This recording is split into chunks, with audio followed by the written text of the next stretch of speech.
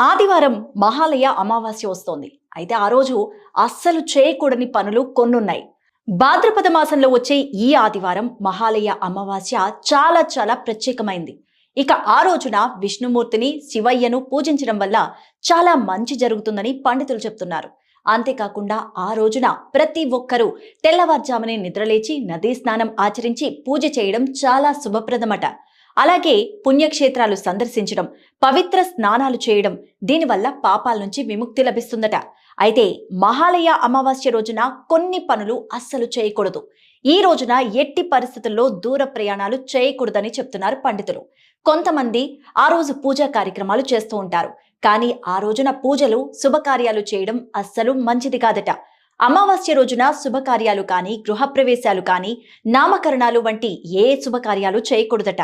అలాగే అమావాస్య రోజున కొత్త బట్టలు కొనడం, కొత్త ఆభరణాలు